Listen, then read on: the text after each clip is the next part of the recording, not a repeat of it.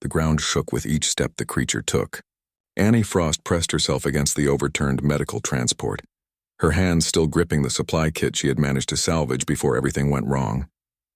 Dust filled the air so thick she could taste it, and somewhere in that choking cloud something massive was breathing. She had seen war dragons before, but only in recordings.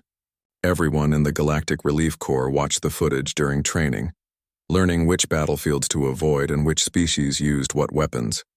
The Krin Empire favored their bioengineered monsters above all else. Living tanks, some called them. Others had less polite names. This one was close. Too close. Annie had been a medical volunteer for 8 months. She treated burns and broken bones, delivered supplies to refugee camps, and tried not to think too hard about the politics behind each conflict. Her job was simple: help whoever needed it, regardless of which side they fought for. That philosophy had served her well until today, when her convoy took a wrong turn and drove straight into active combat. The other volunteers were dead. Annie had checked. She did not let herself think about their faces or remember their names. Not yet. Survival first, grief later. That was the rule. Through a gap in the twisted metal, she watched the dragon move. Its scales were deep red, almost black in places where old blood had dried. Scars covered every visible surface. Some wounds looked fresh, still weeping fluid that hissed when it hit the ground. The creature limped, favoring its left side. Something was embedded in its shoulder, a piece of shrapnel or broken weapon glinting in the fading light. The dragon stopped moving. Its head swung toward her hiding spot, and Annie felt her heart stop. Eyes like molten gold fixed on the wreckage. Steam rose from its nostrils. This close, she could see the intelligence in those eyes, the awareness. This was not just an animal, but it did not attack. After a long moment, the dragon turned away and continued its uneven path across the battlefield. Annie waited until the footsteps faded before she moved. Her training took over: check surroundings, assess threats, find safe route to extraction point. The problem was that extraction point no longer existed. The communications tower was slag. The emergency beacon in her kit blinked uselessly, unable to connect with any network. She was alone on a hostile world with no way home. The Krin found her at dawn. Their patrol moved with military precision, weapons ready, scanning the wreckage. Annie stood slowly, hands raised, her medical insignia clearly visible on her vest. Shooting medical personnel violated at least 6 different galactic treaties, though she was not sure the Krin cared much about treaties. Their commander was tall, even for his species. Krin physiology favored dense muscle and thick hide, evolutionary advantages from their high-gravity homeworld. This one had decorations covering his armor, marks of rank and achievement. He looked at Annie the way someone might look at a minor inconvenience. "Human," he said in accented but clear standard language. "You are in restricted combat zone." "My convoy was attacked," Annie replied, keeping her voice steady. "I need to contact the relief corps." "That is not possible. You are now prisoner until your status is determined."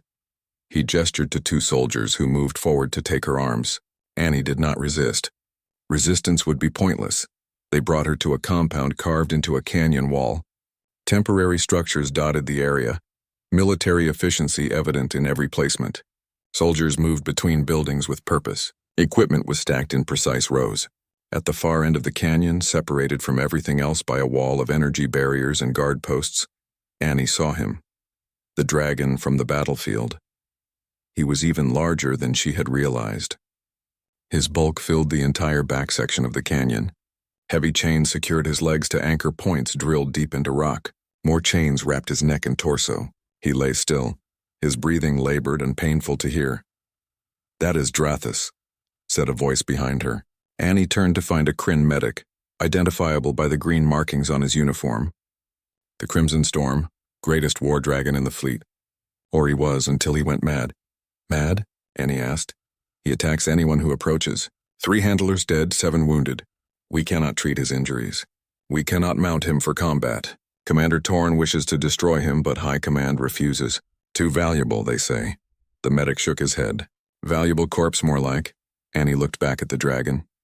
Even from this distance, she could see the infection spreading across his scales, the unnatural angle of one wing, the way he held himself against the pain. No wonder he attacked.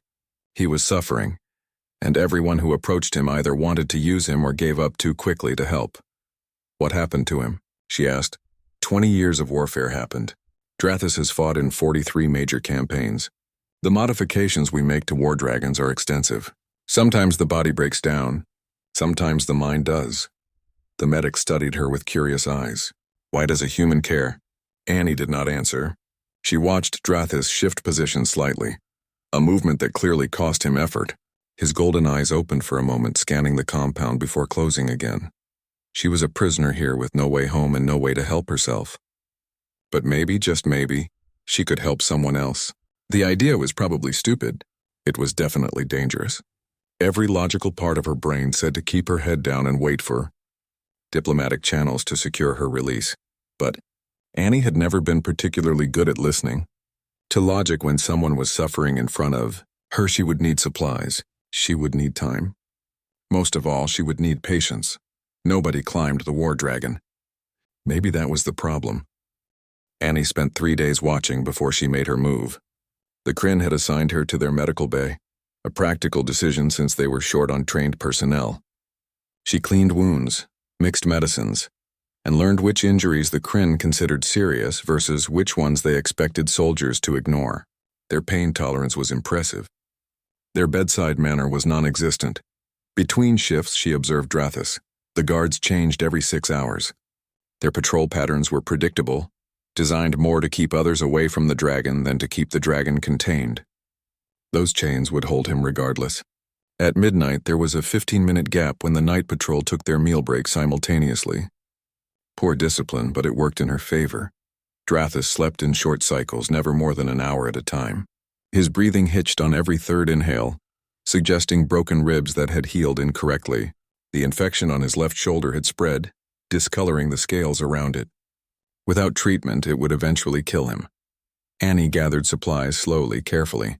Antiseptic from one cabinet, bandages from another, a surgical kit that she signed out under the pretense of inventory checking. The Krin medic who had spoken to her earlier, whose name was Roth, noticed her interest in the dragon but said nothing. Maybe he thought she was just curious. Maybe he did not care what a human prisoner did with her free time. On the 4th night, Annie made her approach. The canyon was dark except for scattered light posts. Drathis lay in his usual position, head resting on his forearms. His eyes were closed. Annie moved slowly, making no attempt to hide her footsteps. Silence would seem like deception. Better to be honest about her presence. She stopped 20 feet away and sat down. For a long time, nothing happened. Annie waited, her supply kit beside her, her hands empty and visible. Wind moved through the canyon, carrying the smell of stone and the distant ocean. Her grandmother used to say that patience was the hardest skill to learn. Annie was starting to understand what she meant. Drathis opened one eye. It fixed on her with that same terrible intelligence she had seen on the battlefield. Annie did not look away. She did not reach for anything. She just sat. "Hello," she said quietly. "My name is Annie. I know you probably do not understand me, but I wanted to introduce myself properly." The dragon's eye narrowed. Steam vented from his nostrils. Still, Annie did not move. "I am not going to hurt you," she continued. "I am not going to try to ride you or chain you or use you for anything. I just thought maybe your shoulder hurts and maybe you would like someone to help with that. No pressure. I can just sit here if you prefer."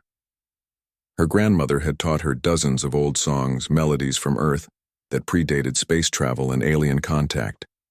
Annie had always loved them for their simplicity. She began to hum one now, a lullaby about stars and sailing ships and coming home. Her voice was nothing special, but the tune was gentle. Drathis shifted. The chains rattled. Annie kept humming, kept sitting, kept her hands in her lap. An hour passed. Then another. Annie's legs went numb. She ignored the discomfort. Drathis watched her the entire time, sometimes with both eyes, sometimes with one. He did not sleep. Neither did she. When the first hints of dawn colored the sky, Annie stopped humming. "I am going to come back tomorrow night," she said. "Same time. You do not have to do anything. I will just be here if you want company." She stood slowly, picked up her kit, and walked away. Every instinct screamed at her to look back, to check if the dragon was reacting. She did not look back. The next night, she returned and sat in the same spot. This time, she hummed different songs. Drathis watched. On the 3rd night, Annie moved 5 feet closer before sitting. Drathis tensed but did not react violently. Progress. By the seventh night, Annie sat close enough to touch the dragon's scales if she reached out. She did not reach out. Instead, she talked. She told him about Earth, about oceans and forests and cities. She told him about her grandmother who raised her, about learning medicine, about the first time she saw a planet from orbit. Her voice was the only sound in the dark canyon except for their breathing. Drathis made a sound. It was low, almost subsonic, a vibration Annie felt in her chest more than heard with her ears. Not quite a growl. Something else. Communication, maybe. I know, Annie said, though she had no idea what the sound meant. It must be difficult. She opened her supply kit and slowly removed the antiseptic. Drathis's eyes followed her movements. This might sting a bit, Annie warned, but it will help with the infection. May I? She waited. Drathis did not move. Taking that as consent, Annie carefully approached the infected wound on his shoulder. Up close, the damage was worse than she thought. The infection had eaten deep into the tissue beneath the scales. Embedded in the center was a broken blade, part of a Krin weapon lodged at an angle that made natural healing impossible. Annie worked slowly, narrating each step. She cleaned the area first, removing dried blood and dead tissue. Drathis rumbled again, his muscles tensing, but he did not pull away. The blade would be the hard part. It was lodged between scales, buried deep. This is going to hurt, Annie said honestly. I am sorry. I will be as quick as I can. She gripped the exposed end of the blade with her surgical tool and pulled. Drathis roared, a sound that echoed through the canyon and brought guards running. Annie ignored them, focused completely on her task. The blade came free with a gush of infected fluid. She dropped it and immediately flushed the wound with antiseptic. Guards surrounded her, weapons raised. Annie paid them no attention. She packed the wound, wrapped it with bandages that would never hold against Drathis's bulk but might provide some compression, and finally sat back. Drathis breathed easier already. His golden eyes met hers and something passed between them. Understanding, maybe? Or trust, same time tomorrow? Annie asked. The dragon lowered his head to the ground and closed his eyes. Annie took that as a yes. Commander Torin stood at the edge of the barrier watching the human work. 3 weeks had passed since Annie's first unauthorized contact with Drathis. 3 weeks of gradual, impossible progress. The war dragon that had killed 3 trained handlers now allowed a slip of a human girl to climb across his back, treating wounds that would have festered into death. Explain this, Torin demanded of Roth, who stood beside him with a data tablet displaying Drathis's vital signs. I cannot, Commander. By all logic, it should not work. Yet the dragon's infection markers are down 40%. His appetite has returned. Yesterday, he allowed her to set the fracture in his wing. Roth scrolled through medical readings. Whatever she is doing, it is effective. Torin watched Annie extract another piece of shrapnel from between Drathis's scales. The dragon rumbled, that strange sound he made only around her, not pain, something closer to communication. Can we replicate her methods with our handlers? We have tried. Drathis becomes violent the moment anyone else approaches. It is specific to the human. That is unacceptable. Drathis is military property. We cannot have a foreign prisoner as his sole caretaker. Torin made a decision. Tomorrow we test whether the dragon will accept combat commands from her. Annie learned about the plan when guards came for her during the morning meal. They did not explain, just escorted her to the command center where Torin waited with his senior officers. Maps covered the walls, tactical displays showing troop movements across the contested territories of Ashfall Ridge. You have done well with Drathis, Torin began without preamble. The dragon is operational again thanks to your efforts. Now you will ride him in combat. Annie's stomach dropped. I am a medic, I do not fight. You are a prisoner who has been given considerable freedom in exchange for your cooperation. That cooperation now extends to military application. Torin gestured to the maps. 3 days from now, there will be a major assault on enemy positions. Drathis will participate, you will guide him. And if I refuse? Then you are no longer useful. Neither is Drathis. Torin's expression did not change. We will destroy the dragon and process you through standard prisoner channels.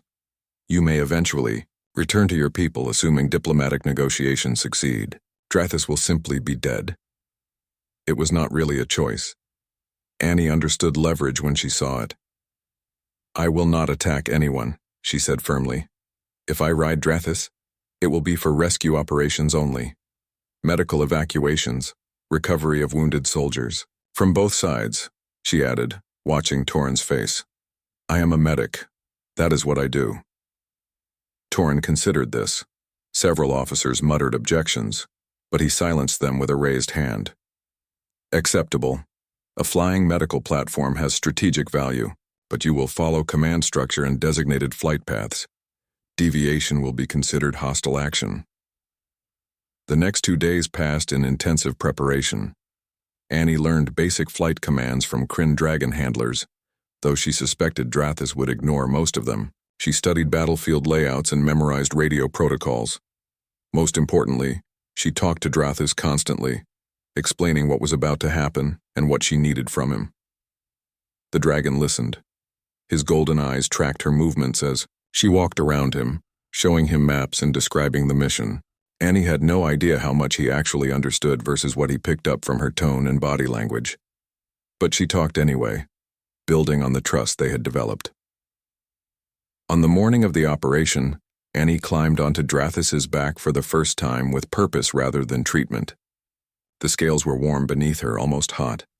She found handholds where spikes rose from his spine and settled into a natural groove between his shoulder blades. This close, she could feel his heartbeat, massive and steady. "Ready?" she asked quietly. Drathis's answer was to stand. The chains that usually held him had been removed. For the first time in years, he was free to move. His wings spread, each one as long as a small transport ship. The soldiers nearby scrambled back. The flight was beyond anything Annie had imagined. Drathis launched into the air with power that pressed her flat against his back. The compound fell away below them. Wind screamed past her ears. She gasped for breath in the thin upper atmosphere before Drathis leveled out, his flight becoming smooth and controlled. Below them, the battlefield spread like a map made real. 2 armies clashed across broken terrain, weapons fire creating patterns of light. Annie felt sick watching it, knowing each flash represented someone dying or being hurt. The radio in her ear crackled with commands, directing her toward a Krin position taking heavy fire. Wounded soldiers needed extraction. Annie leaned forward, pressing her hand against Drathis's scales in the signal they had practiced. The dragon banked, diving toward the coordinates with frightening speed. They landed in chaos. Explosions, screaming, the smell of burnt flesh and ozone. Annie slid from Drathis's back and ran toward the wounded, her medical training overriding her fear. She worked fast, stabilizing the worst injuries while Drathis provided cover simply by being there. Enemy forces held their fire, uncertain how to react to the legendary Crimson Storm appearing in their midst but not attacking. Annie loaded 3 wounded soldiers onto a harness rigged to Drathis's back. As she worked, she saw more injured beyond the Krin lines, enemy soldiers bleeding out in the dirt. Her people, in a different sense, people who needed help. "Commander," she spoke into the radio, "I have wounded hostiles in view, requesting permission to extract." Silence. Then Torin's voice, tight with disapproval. "Negative. Complete your mission and return to base." Annie looked at Drathis. The dragon looked back at her with those knowing eyes. She thought about what was right versus what was ordered. She thought about why she became a medic in the first place. "Negative, Command. Medical oath supersedes military orders. I am extracting all wounded." She switched off the radio before Torin could respond. It took 4 more trips. Annie and Drathis pulled wounded soldiers from both sides out of the combat zone, treating them equally regardless of which army they served. By the end, even the enemy troops had stopped shooting at them, some actively signaling for medical assistance. When they finally returned to base, Torin was waiting with armed guards. His expression promised consequences. But he was not the only one waiting. Word had spread. Soldiers lined the canyon walls, watching in silence as Annie climbed down from Drathis's back, exhausted and covered in blood that was not her own. "You directly violated orders," Torin said. "I saved 17 lives today," Annie replied. "That is my job. What happened next surprised everyone, including Torin. One of the soldiers began a slow clap, then another. Within moments, the entire compound echoed with applause. Even some of Torin's own officers joined in. The commander's face remained impassive, but Annie saw the calculation behind his eyes. Public opinion had shifted. Punishing her now would create problems. "Debriefing in 1 hour," he said finally. "Dismissed." Annie returned to Drathis' side and leaned against his warm scales, suddenly shaking with exhaustion and reaction. The dragon's head lowered beside her, and she felt more than heard his rumbling approval. They had done something today. Something that mattered. And somehow, impossibly, both of them were still alive. The sunset painted Drathis' scales in shades of copper and gold, as Annie cleaned and dressed his wounds after another rescue mission. 6 weeks had passed since her first flight. 6 weeks of impossible partnership. Soldiers on both sides of the conflict had started calling them the Mercy Wing. When Drathis appeared in the sky, fighting slowed. Sometimes it stopped entirely. Annie felt the change in him before she saw it. A tremor ran through his body, different from the usual muscle tension. His breathing shifted. Then images flooded her mind, vivid and terrible. She saw through Drathis' eyes, but younger eyes.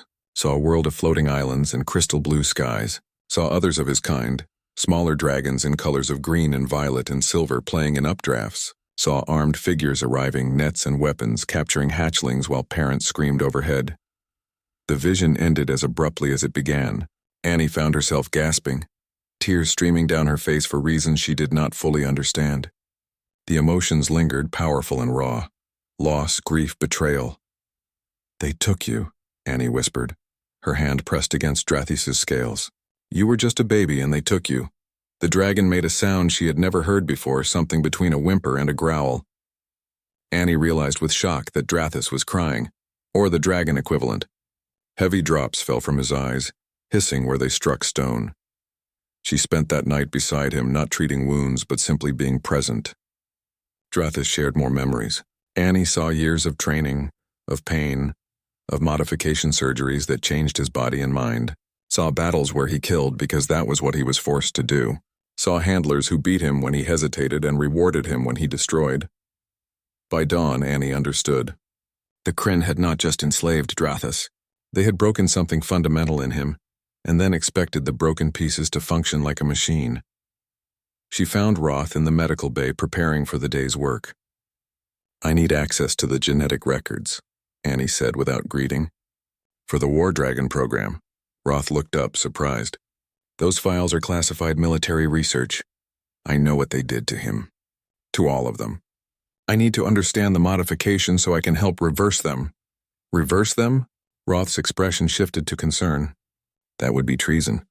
The War Dragons are strategic military assets. Their value lies in their enhancements. Their value lies in being living creatures who deserve basic dignity," Annie shot back. "You have seen what Drathis becomes when he is treated with basic respect. Imagine what he could be without the modifications causing him constant pain." Roth said nothing for a long moment. Then he sighed. "I cannot give you access, but I also cannot monitor every terminal in this facility. If someone were to use my login credentials during my lunch break, I would have no way of knowing." He wrote a code on a slip of paper and left it on the desk. Annie spent her lunch break reading through files that made her physically ill. The modifications were extensive and brutal. Aggression enhancements that kept dragons in a state of perpetual fury. Pain suppressors that masked injuries until they became critical. Loyalty programming that punished independent thought. Growth accelerators that pushed their bodies to unsustainable sizes. And there, buried in the technical specifications, Annie found something else. A genetic facility on Ashfall Ridge where new dragons were being created and where the original breeding population was kept. Coordinates, security protocols. Everything she needed. That evening, Annie met with Owen Wells, the other human prisoner who worked in communications. They had spoken occasionally, carefully, knowing guards monitored most conversations. Now they stood in a maintenance corridor that Owen had identified as having no surveillance. "I need your help," Annie said. Owen studied her with tired eyes. "I know that look. That is the look of someone about to do something catastrophically stupid. I am going to free the War Dragons." "Yeah." catastrophically stupid. Called it. Owen ran a hand through his hair. Annie, even if you could access the facility, even if you could release them, where would they go? The Krin would just recapture them. Not if we disable the control system simultaneously. Not if we show the other dragons what I showed Drathis, that they can choose something different. Annie pulled up the files she had copied. Look at this. The control system uses a neural network. Every dragon is connected. If I can broadcast Drathis's memories through that network, show them what happened, show them his freedom, they will rebel all at once. Owen finished the thought. That would be chaos. People would die. People are dying now. In a war that uses enslaved creatures as weapons. How is that better? Owen was quiet for a long time. Finally he nodded. I can get you into the communication systems. I can maybe create a distraction. But Annie, if this goes wrong, they will execute both of us. You know that, right? I know. Planning took another week. Annie memorized layouts, schedules, guard rotations. She gathered supplies, hiding them in her medical kit. She prepared Drathis, explaining what she needed from him. The dragon understood. She could feel his eagerness through their connection, the desperate hope that other dragons might experience what he had found. The night they chose was moonless and cold. Owen created his distraction exactly as planned, a false alarm about enemy aircraft that pulled most guards to defensive positions. Annie and Drathis moved through the darkness toward the genetic facility, flying low to avoid detection. The facility was smaller than she expected, but heavily fortified. Drathis could have destroyed the walls, but that would alert everyone. Instead, Annie used access codes Owen had obtained through careful hacking. The door opened. They slipped inside. The breeding chamber was a nightmare made real. Dragons in cages barely larger than their bodies, subjected to constant testing and modification. Some were young, still showing colors from their homeworld. Others looked ancient, their scales dull from captivity. All of them turned to stare as Annie and Drathis entered. Annie worked fast. She connected Owen's modified device to the neural network terminal. The code he had written would broadcast Drathis's memories to every dragon connected to the system. Every war dragon on Ashfall Ridge, every dragon in this facility. All of them would see what freedom felt like, what choice meant. Ready? Annie asked Drathis. The dragon lowered his head, touching it to the terminal. Annie activated the broadcast. What happened next would be talked about for generations. Across Ashfall Ridge, war dragons stopped following orders. Some simply froze in place, overwhelmed by the flood of new information. Others broke their handlers' control violently, throwing off riders and smashing restraints. In the facility, caged dragons began to roar, a sound that built until the walls shook. Annie released the cage locks. Dragons poured out, disoriented but free. Alarms screamed. Automated defenses activated. Annie threw herself onto Drathis's back as the facility erupted into chaos. They flew through weapons fire and explosions, Drathis leading a stream of freed dragons into the night sky. Behind them, more dragons rose from across the battlefield, converging on Annie's signal. The sky filled with wings and roars and the promise of something new. 53 dragons answered the call. 53 creatures who had known only war now flew together toward an uncertain future. And at the front, a quiet human girl held tight to her friend's scales, terrified and exhilarated in equal measure. The rebellion had begun. Space was colder than Annie expected. Even inside the stolen Krin transport ship, wrapped in thermal blankets with 53 dragons crammed into a cargo bay designed for 20, the cold seeped through everything. Drathis lay beside her, his body heat the only thing keeping her from freezing. Other dragons huddled together, their eyes reflecting confusion and fear and hope. The escape from Ashfall Ridge had been brutal. Not all the dragons made it. 7 fell to anti-aircraft fire before they cleared the atmosphere. Another 3 were too injured from their captivity to survive the stress.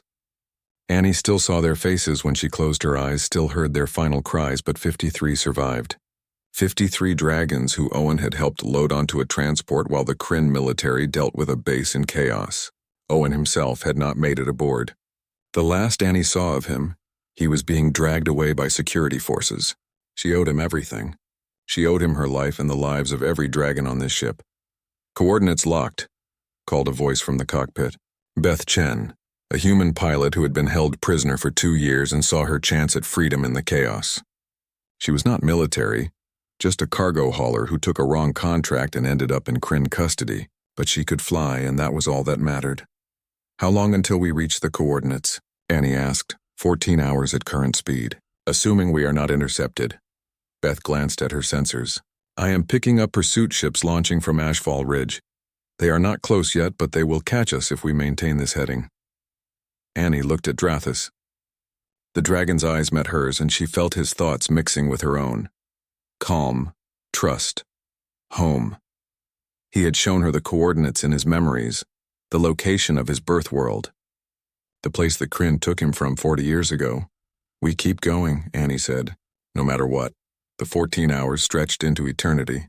Dragons grew restless in the cramped space. Some of the younger ones cried out, distressed by the unfamiliar environment. Annie moved between them, treating injuries, offering what comfort she could. She used the last of her medical supplies on a green dragon with a shattered wing, knowing it might not be enough.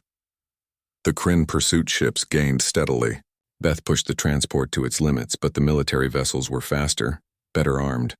By the 12th hour, weapons fire began striking their shields. We are not going to make it, Beth said. Shields are at 30%. I can maybe keep us intact for another hour before they board us. Annie refused to accept that. Not after everything. She returned to the cargo bay and pressed her hand against Drathis's scales. I need to try something. Trust me. Closing her eyes, Annie reached out through the connection she shared with Drathis. She felt his consciousness, vast and old and scarred but healing. She felt the other dragons too. Their minds linked through the neural network that Krin had installed. That network was meant for control. Maybe it could be used for something else. Annie pushed her thoughts outward, sharing not just with Drathis but with all of them. She showed them her memories of Earth, of freedom, of what family meant. She showed them Drathis's memories of his homeworld, the place they were trying to reach. Most importantly, she showed them hope. The dragons responded, their minds connected with hers, creating something larger than any individual. A collective consciousness born not from control but from choice. And through that connection, Annie felt something incredible. She felt their homeworld calling them back. Beth, Annie said, her eyes still closed. Adjust heading. The dragons know the way. Annie, you are not making sense. Dragons cannot navigate hyperspace. Trust me, please. Beth made the adjustment. The moment she did, Annie felt rightness settle through the collective consciousness. The dragons knew where they were going. They had always known. The Krin coordinates were close but not exact. This path was true. The pursuit ships followed, still firing. One blast got through the failing shields and tore a hole in the hull. Pressure dropped instantly. Beth scrambled to seal the breach while Annie held on to Drathis, both of them struggling for air that was escaping into vacuum. Then something unexpected happened. The green dragon Annie had treated, the one with the shattered wing, began to glow. Faint at first, then brighter. A bioluminescence spreading across its scales. One by one, the other dragons began to glow too. Different colors, blue, violet, silver, gold. The cargo bay filled with light. The transport ship began to move faster. Much faster. As if the dragons themselves were propelling it. Beth stared at her instruments in disbelief. We are accelerating past maximum velocity. That should not be possible. Maybe war dragons can do more than fight, Annie said. Maybe the Krin never let them discover what they really are. The light intensified. Space itself seemed to bend around them. The Krin ships fell away, unable to match their speed. Annie felt the collective consciousness of the dragons singing, a sound without words that spoke of joy and power and homecoming. When the light faded, they had arrived. The planet before them was beautiful beyond description. Floating islands drifted through clouds of bioluminescent mist. Crystalline structures caught the light of twin suns, and rising from the surface to meet them came dragons. Dozens of them, hundreds, all colors Annie had no names for. Free dragons who had never known chains. Verdant deep, Beth whispered, reading the name from scanners. That is what they call it. Drathis made a sound Annie had never heard before, pure joy. The cargo bay doors opened and dragons poured out into the atmosphere of their homeworld. Some flew awkwardly, their bodies too modified by Krin engineering. Others soared with natural grace, remembering what they had lost. Annie watched them go, tears streaming down her face. This was why she became a medic. Not to patch wounds so soldiers could return to battle, but to heal the damage that never should have been done in the first place. Drathis remained beside her, even as other dragons called to him. He looked at Annie, a question in his golden eyes. "Go," she said. "It is okay. You are home." The dragon touched his head to hers gently, sharing one last moment of connection. Then he spread his wings and launched into the sky, joining his people for the first time in 40 years. Annie stood at the open cargo bay door, watching dragons dance in alien skies, and felt something break and heal simultaneously in her chest. They had done it. They had actually done it. Rain fell softly on the floating islands, warm and gentle, carrying the scent of growing things Annie had no names for. She sat on a platform of living crystal, watching young dragons play in the waterfalls that connected one island to another. 6 months had passed since they arrived on Verdant Deep. 6 months of healing and learning and building something new. The elder dragons had welcomed the returned exiles with open wings, but integration proved harder than anyone hoped. War dragons bore modifications that could not be fully undone. Their bodies were too large, their instincts too warped by genetic tampering. Some struggled with aggression they could not control. Others suffered from pain that medicine could only dull, never eliminate. Annie had worked herself nearly to exhaustion those first months, treating injuries and mediating conflicts and teaching others what she had learned with Drathis. Beth helped, along with 3 other humans who had been part of the Galactic Relief Corps before capture. Together, they established a healing sanctuary on one of the larger islands, a place where war dragons could recover at their own pace.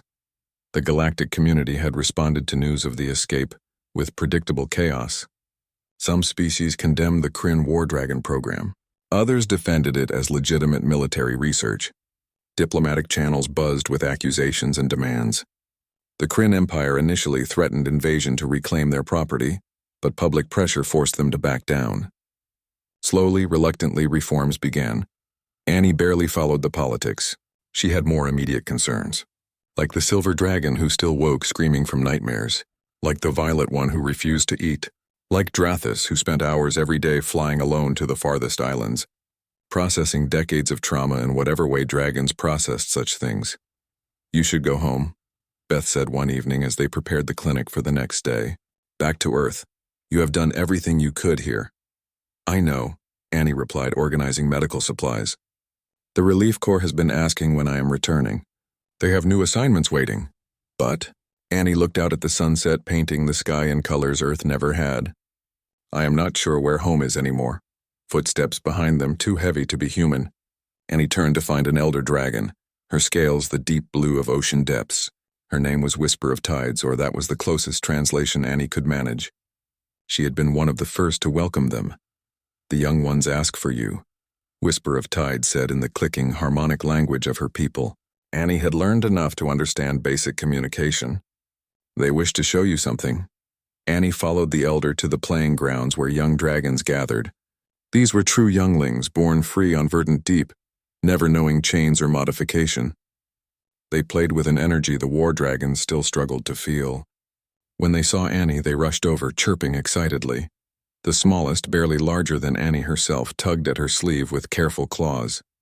He led her to a shallow pool where something remarkable grew. Flowers, if they could be called that. Crystalline structures that chimed softly in the breeze and glowed with internal light. The younglings had arranged them in a pattern, and it took Annie a moment to recognize what she was seeing. Her name, written in standard letters with alien flowers. "A gift?" "Thank you," Annie said, her voice thick with emotion. "This is beautiful." The younglings chattered happily. One offered her a flower to keep. Annie took it carefully, marveling at how it felt alive in her palm, warm and humming with gentle energy. When she returned to the clinic, Drathis was waiting. He still came to her each evening, maintaining the bond they had built. But something was different today. His posture held new confidence. His eyes showed peace Annie had not seen before. "You look better," she said, approaching to run her hand along his scales. Drathis rumbled, that sound of contentment Annie loved. Then he did something he had never done before. He shared a memory that was not from his past, but from his present. Annie saw herself through his eyes, saw how she moved through the sanctuary, helping without expecting gratitude, caring without demanding affection, saw herself the way Drathis saw her, as someone who had given him back not just his freedom but his sense of self. The memory shifted. showed her Earth, green and blue and familiar, showed her family, her grandmother who had passed 2 years ago but who Drathis remembered from Annie's own memories, showed her making the choice that felt right, not the choice others expected. "You want me to decide?" Annie said softly. "Stay or go." Drathis touched his head to hers. The meaning was clear. Either choice was acceptable. Either choice was an act of freedom. He would understand. Annie spent that night walking the floating islands, thinking about what she wanted versus what she thought she should want. The Relief Corps needed her skills. Earth needed medical volunteers. There were thousands of conflicts across the galaxy where one person could make a difference. But there were also 43 war dragons on Verdant Deep who still struggled with their trauma. There were elder dragons trying to understand the modifications forced on their returned children. There were other species beginning to reach out, asking questions about what happened, about whether healing was possible for their own wounded. By morning, Annie had made her decision. She contacted the Relief Corps and tendered her resignation. Then she composed a message to the Galactic Council, offering her services as a consultant on rehabilitation and interspecies healing. She would stay on Verdant Deep, at least for now. She would help build something that had never existed before, a place where beings damaged by war could learn to be whole again. When she told Drathis, the dragon sang. An actual song. Something the war modifications had stolen from him and that he had finally rediscovered. Other dragons joined in, their voices creating harmonies that made the Crystal Islands resonate. Annie stood among them, this family she had found in the strangest way imaginable, and felt something settle in her chest. She was exactly where she was meant to be. 3 years later, Annie would watch from that same crystal platform as a delegation from Earth arrived. The War Dragon Rehabilitation Program had become famous, drawing interest from medical professionals and diplomats across the galaxy. Her methods were being studied and replicated. Laws were changing. Species were talking to each other about how they treated sentient beings. But on this day, with rain falling and young dragons playing and Drathis sleeping peacefully beside her, Annie simply enjoyed the moment. She had climbed the war dragon that no warrior could reach, and in doing so had discovered something profound. Sometimes the greatest act of courage is not fighting. Sometimes it is simply reaching out to touch another's wounds and saying, "I see you. I will help if I can. You are not alone." The dragons sang their evening song. Annie hummed along, her voice small but steady among theirs. And on Verdant Deep, healing continued, one gentle touch at a time.